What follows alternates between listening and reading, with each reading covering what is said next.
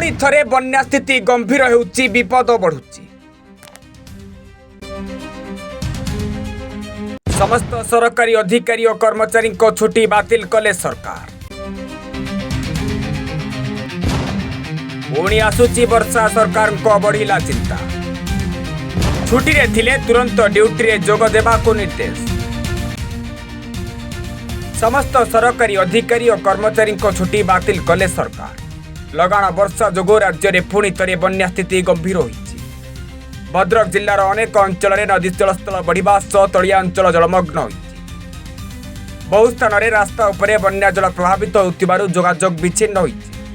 भद्रक जिल्ला रे मध्य पुणी थे बन्या स्थिति संगीन होइछि। आकुआपदा निकट में बैतरणी नदीर विपद संकेत 18.33 मीटर थिबा बेले जलस्तर 18.38 मीटर रे पहुंची। सेहीपरि राजगार निकट में सालंदी नदी मध्य विपद संकेत निकट में प्रभावित होउछि।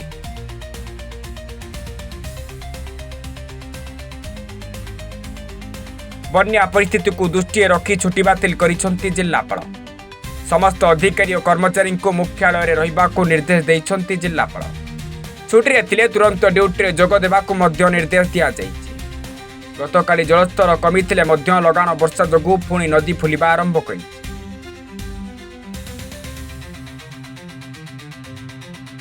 भद्रक आरडी रास्तार कोठार निकट रे थिबा रास्ता उपरे बन्या जल प्रभावित होबारु जोगाजोग विच्छिन्न होइछि।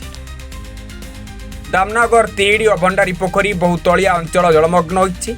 अनेक पंचायत बन्या रे प्रभावित होइछि।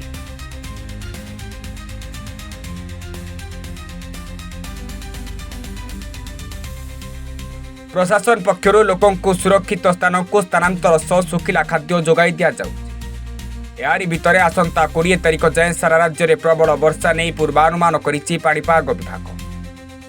5 दिन प्रबल वर्षा वज्रपात और घंटा प्रति 30 ରୁ 40 किलोमीटर बेगरे पवन बहिबा संभावना रही। एने पाणीपाग विभाग सतर्कता जारी करिछि। सेहीपरि काली मयूरभंज बालेश्वर और केन्दुझर जिले में प्रबल रु अति प्रबल वर्षा हेबार संभावना थिबारु ऑरेंज अलर्ट जारी करा जाइछि। राज्यर अन्य समस्त जिला गुड़िकरे प्रबल वर्षा वज्रपात एवं घंटा प्रति 30 ରୁ 40 किलोमीटर बेगरे झड़ पवन हेबार पूर्वानुमान करा जाइछि। मंगलवार पाई मयूरभंज और बालेश्वर जिला पाई रेड वार्निंग रही, जोठारे अति प्रबल रु अत्यंत प्रबल वर्षा होई पारे। यासह केन्दुझर भद्रक जाजपुर ढेंकानाल कटक केन्द्रापड़ा जगतसिंहपुर जिला पाई ऑरेंज अलर्ट एवं बाकी जिला गुड़िक येलो वार्निंग जारी करा जाइछि। 19 तारिख पाई सुंदरगढ़ झारसुगुड़ा संबलपुर और बरगढ़ जिले में प्रबल रु अति प्रबल वर्षा पाई ऑरेंज अलर्ट जारी करा जाइछि। राज्यर अवशिष्ट समस्त जिले में प्रबल वर्षा और 30 ରୁ 40 किलोमीटर बेगरे पवन बहिबा सह वज्रपात पूर्वानुमान करा जाई अलर्ट जारी करा जाइछि। तेणु एबे झड़ वर्षा को नहीं सतर्क रहिबा को परामर्श दिया जाइछि।